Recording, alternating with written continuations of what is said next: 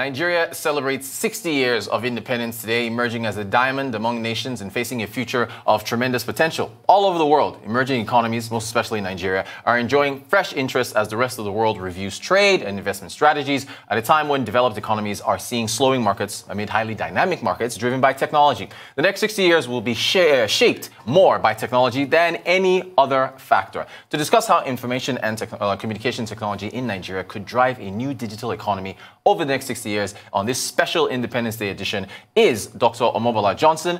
She, of course, is a senior partner of TLCom Capital, a venture capital firm with focus on deal flow generation, investment, and value generation in technology companies in sub-Saharan Africa. Before joining TLCom Capital, Dr. Johnson was Minister of Communication Technology, Nigeria from 2011 to 2015, focusing on the launch and execution of the National Broadband Plan and the support of the Nigerian technology industry, including the pioneering involvement of the government in a local venture VC fund and a network of startup incubators. Prior to serving in the Nigerian government, she gained over 25 years of consulting experience with Accenture, including 5 years as country managing director. You are very welcome. Thank you so much for joining us. You, of course, were the pioneering Minister of Communication and Technology. What was the vision back then? And up until now, how far have we come in Nigeria? So first of all, thank you very much for having me on the program. The vision then was really just one sentence. It was leveraging technology to facilitate or accelerate Nigeria's economic, social development. That's really what it was. And we were really focused on three pillars. It was, first of all, connect Nigeria, and that was around the infrastructure that was required to connect Nigerians to the internet. It was connect Nigerians, and that was really more around the content, the entrepreneurship, the companies that would actually leverage technology and build businesses on this network. And the third thing that we looked at was technology in government. And that was really around improving transparency, accountability, efficiency in government using this same technology. So one sentence around facilitating Nigeria's economic development using technology, but around three pillars. Okay, so thank you so much for that. A lot has changed over the last 60 years as far as tech is concerned in Nigeria. Analysts have said, if you look at Facebook possibly setting up shop here in, I believe, second half of 2021. What would you, as far as this is concerned, so what can you say are the main achievements of tech over this period of time? I think, Nigeria has always been an interesting market for tech companies. So before the Facebooks of this world, there were the IBMs, the Hewlett-Packards. These were companies that were in Nigeria, 40 years ago. Now we have a new generation of technology companies, Facebook, Google, Apple.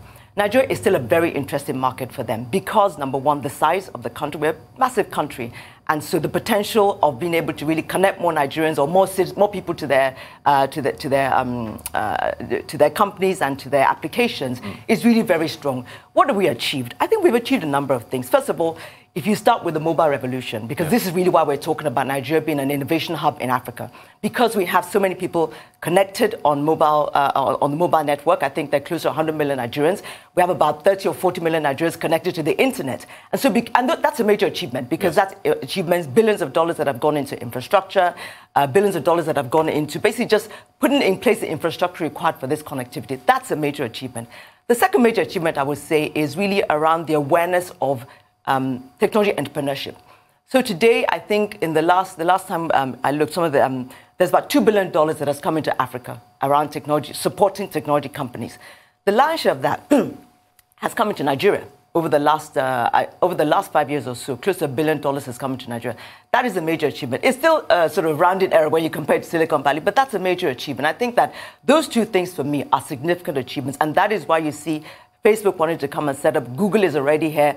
These companies will come because we're going in the right direction, not quickly enough, quite honestly, but if we're going in the right direction, we can continue to attract those kind of companies to Nigeria. And it's also important to have an enabling environment to bring them in, yes? Absolutely. Policy, regulation, all those things are critical because if you don't have that enabling environment, they may come, or they will come, but they won't come in a big way. So they will come and set up small offices, they'll do everything from wherever it is, and you won't really feel the impact. But if the policy and the regulatory environment, the enabling environment as you call it, is right, then you will see big investments around, if you look at what Google and Microsoft are doing right now, it's skills. They're putting big investments in ensuring that, I can't remember the number now, but several thousands of Africans and Nigerians included will be given software and digital skills over the next few years. So those are big investments, but they can be bigger because we need much more investments to really get to that sort of digital economy space that we're striving to. Fantastic. Data has been called the new oil. Can I get your thoughts on that within the context of Nigeria and what it means for us? Absolutely. Data is more than the new oil as far as I'm concerned, because when you look at oil, oil has really been, yes, it's been a bedrock of, where we've got our finances for the country from and everything. But if you look at the oil and gas industry, this is an industry that, and I'm sure I can be corrected, but this is an industry, in my opinion, that really hasn't created enough jobs in the economy and really hasn't, we really haven't benefited as Nigerians in terms of all the developments and all the innovation that goes on in the oil and gas industry. We've benefited because we have crude oil in the ground. But data is a new, and I say that because we're seeing companies that are being built on top of this, on top of this infrastructure. And it's all about data. When you look at the e-commerce companies, agri-tech, health tech, it's all about the data that is going through the internet infrastructure. Yes. And so we're not only looking at, we're building companies on this infrastructure, we're raising investments on this infrastructure. These companies are being built by Nigerians, we're creating jobs. I mean, how many companies can you create in year 1, and in year 5, they're employing close to 1,000 people? Not many, right. So for me, that it really is about job creation. It really is about Nigeria now being seen as a center of innovation, because we're innovating. We're innovating around financial services. We're innovating around health, because the challenges that we have in Nigeria are very different, or in Africa, are very different from the challenges that they have in other parts of the world. So we're solving our own problems using technology, broken value chains, fragmented industries. They're being aggregated using technology. And so I see that it really is more than the new oil, because it's creating jobs, it's creating young entrepreneurs, it's bringing capital into the country, all the things that, that oil isn't doing now and that data will begin to do for us. It's doing and will continue to do for us. You're actually correct. Oil's contribution to GDP is about 8%, exactly, while non-oil is about 91%. So yes, you've very well said. Emerging markets like India, they've become said to be a hub for digital innovation and cost-effective IT. How did they get there? Oh, deliberate, intentional. I think those are the two words that are important.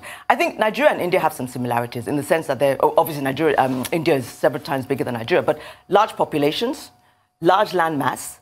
But the difference between Nigeria and India, in my opinion, is the education and the skills.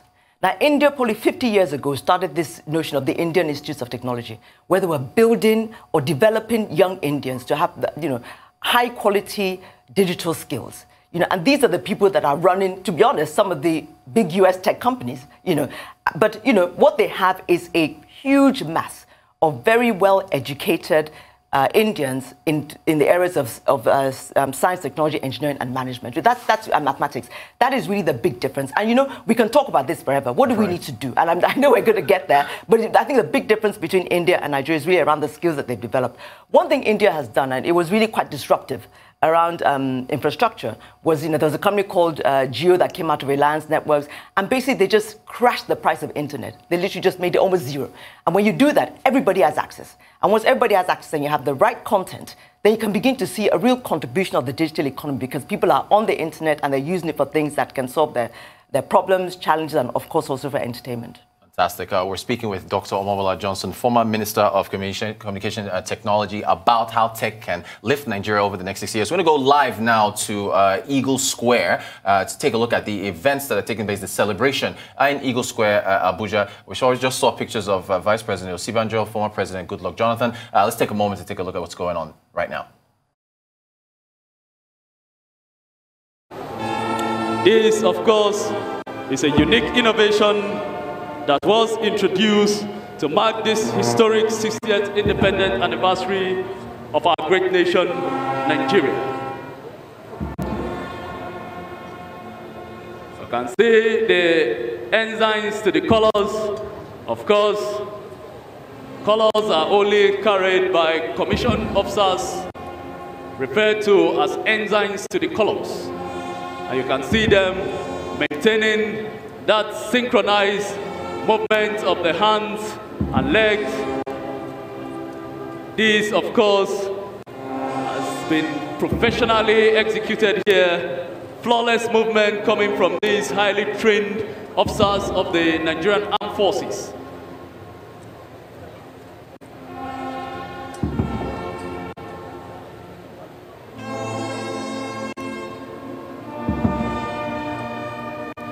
having presented the colors to the guards on parade this morning, the ensigns to the colors have once again retreated in an orderly fashion, still maintaining that graceful movement we are witnessing here today.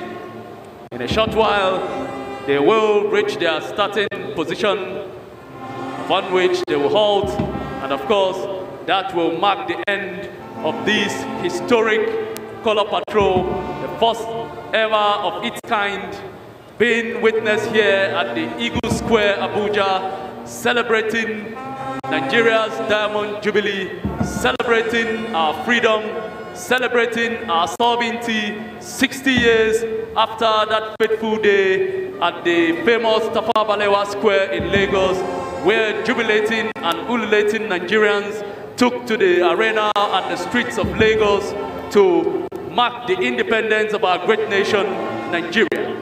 You will agree with me that despite the challenges, we indeed have reason to celebrate this day. This is a nation that has gone through an unfortunate civil war between 1967 and 1970. We are dealing with other security challenges. However, Nigeria still remains one strong, united, indivisible nation. And today we are here celebrating our freedom, celebrating our independence. Can we put our hands together? That was the color patrol. You can see the ensigns to the color once again as they gracefully and indeed... You just saw images there of President Buhari, First Lady, and also Vice President Osibanjo, all with their face masks observing the proceedings at Eagle Square, Abuja. Very coordinated, lots of great choreography, color coordinated as well. Celebrating our freedom, celebrating the Diamond Jubilee, 60 years special Independence Day celebration there in Eagle Square. Still watching the Global Business Report on the Rise News. We have, of course, Dr. Omobola Johnson in here with live in the studio talking about technology and how it can take Nigeria forward. Dr. Johnson, I wanted to ask you about where Nigeria, how far we can go over the next 60 years as far as us realizing our full potential as a digital economy, and what kind of milestones we need to reach in order to get there. You know, we can go very far, Reuters. What kind of milestones? I think I'll start with connectivity. I think we still need to invest billions of dollars in our connectivity, making sure that not only do we have access all across the country. Nigeria is a big country, and parts of it are quite difficult to get to, but access to every Nigerian all over the country. Second of all, the speed and the quality of that access, definitely fast broadband. And also, the cost of the access, so that, we're doing fairly well in terms of cost when you compare to other African countries, but we can still bring the cost of that access lower. And that is done by a lot of work that I know I did when I was in government, and succeeding administrations have done that, which is really working with state governments to really help us cut down the price of the right-of-way that we need to lay fiber, cut down the taxes upon taxes that are put on telecoms companies and companies that do telecoms infrastructure. Really, it's around really reducing the cost of that infrastructure. That's the first thing. It's around access, quality of access, and the cost of access, and getting broadband all across the country. I think the second thing really is around talent. You can have all this infrastructure, but if you don't have the talent and the skills, the business talent that will actually create companies, that will create content on the internet, the talent that will actually work in those companies, the talent that will actually maintain the infrastructure, all the network engineers, the people that scale up and down the towers that we see and all of that. We need that talent desperately, because otherwise we won't be able to use this infrastructure. That talent and skills is important. The third thing I would say is capital. The way that, when you talk about digital economy, it's about technology entrepreneurship. And in all other parts of the world, the way that technology entrepreneurship, when you look at the biggest, Facebook, Uber, all of them, they started really from venture capital. This is capital that is not sort of debt, it's equity capital, and it's capital that is given based on a potential upside. I like what this technology entrepreneur is doing. There's a big upside there. I'm going to invest in this individual and this company, and we see how it goes from there. A lot of the capital is coming from outside Nigeria, and that's fine. It really doesn't matter. Money, it doesn't matter what color the money is. Right. But I think that there is an opportunity for us to actually build pools of local capital to support the technology entrepreneurs that we're seeing. In TLCom, we do have a fund. We've invested in 11 companies, both in Nigeria and in Kenya. But most of our capital, with the exception of 2 local partners, is from outside of Nigeria. But we need a lot. But we need Naira. We need Naira capital because, again, when you have Naira capital, you're not worried about the currency devaluations and what that does to your business. So that's the third thing I would say, really around capital, to really support these companies as they grow. Great stuff. You've touched on how to, as far as reducing costs, as far as accelerating the affordable broadband rollout in Nigeria. Ekiti State, I believe, was the first state that cut its right-of-way charges. A couple other states followed, but it hasn't happened across the board. So how do you think we can accelerate that? You know, it's so hard. I know when I was in government, you know, I together with my colleagues, we went to the National Economic Council to present to the governors why it makes sense not to tax this infrastructure and make it difficult for us to build at the point of building, but to tax it after, tax the companies that are created out of this infrastructure. You know, and to correct you, it wasn't actually Ekiti State, it was Lagos State under Governor Fashola. Okay, but actually, they were the first to actually cut the right-of-way costs across the state.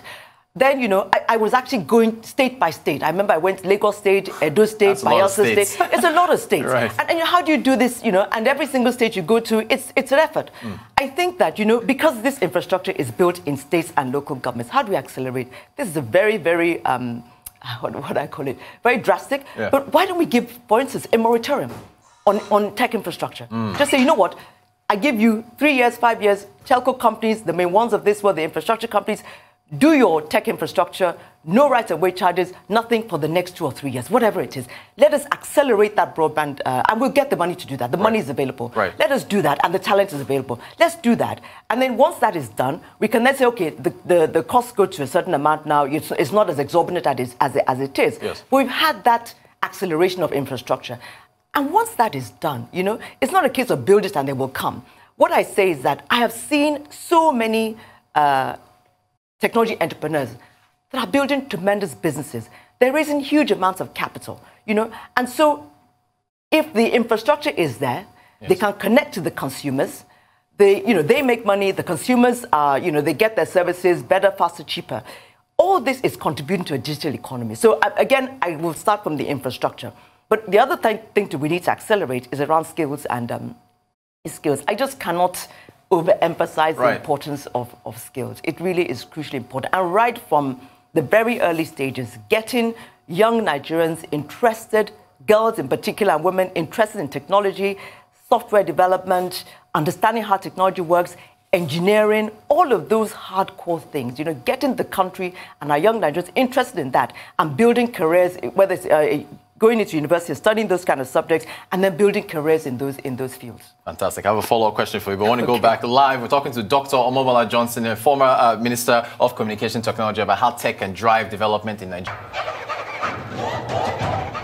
All right, more images there from Eagle Square. There's the president, there's the first lady, there's the vice president, all in their masks, socially distanced, live Eagle Square. Just saw a coordinated performance of Nigerian Army's silent drill squad, followed by a very colorful dance and acrobatic group, all decked out in the colors of the Nigerian flag. Jubilee celebration, their 60th Independence Day celebration for Nigeria. Great coordinated stuff. We have, of course, Dr. Omobola Johnson, former Minister of Communication Technology, senior partner at TLCom Capital, talking about using technology to drive Nigeria forward. Dr. Johnson, how do we attract private capital? What funding models make sense? Favorite topic. Let me answer the second question first, and that's around funding models. I think we've seen all over the world that the funding models to drive technology entrepreneurship, the one that seems to work the best is the venture capital model.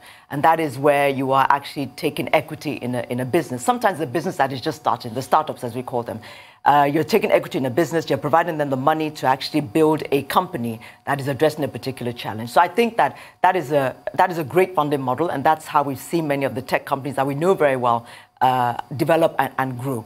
Now, how do we do this in Nigeria? How do we attract venture capital, private equity into this country? I think, first of all, it is being attracted without really any effort at all. And that's really because, as we said earlier, Nigeria is a very attractive proposition in terms of the number of people and the size of the market, and also even though it's not high, but the level of broadband penetration. It means that you've got a ready market of 30, 40, 50 million people. So without doing much, we're attracting probably $500–600 million every single year, and it's doubling every year since 2015 or so. But I think that we need to do a little bit more. And how do you attract more capital? First of all, you have to have, the enabling environment, right. The regulation, the policies, the stance by government that actually brings this capital in. Capital loves stability. Capital loves consistency. So being able to have consistent regulation, consistent policies that somebody knows that when I bring my money in, when I do make money, because venture capital is about making money, when I do make money, I can take some of that money out. So consistency around those, around some of those policies. I think the other thing that we need to do, like I mentioned earlier, is venture capital is great. It's great to have money coming in as foreign direct investment, but we need local pools of capital. I know there's some efforts going on to introduce a venture capital bill in Nigeria. I've seen one draft of it, but it's really around local currency. Let us build pools of local capital that we can actually use to invest in these, get professionals to invest in these companies, and use our money. Really putting your money where your mouth is. I think that's really right. the simplest thing. Dr. Omobola Johnson, we have to have you back for like an hour or so. We've run out of time, but Dr. Omobola Johnson, Senior Partner at TLCom Capital, former Minister of Communication and Technology, thank you so much for joining us to talk about how technology can push Nigeria forward. We appreciate your insight.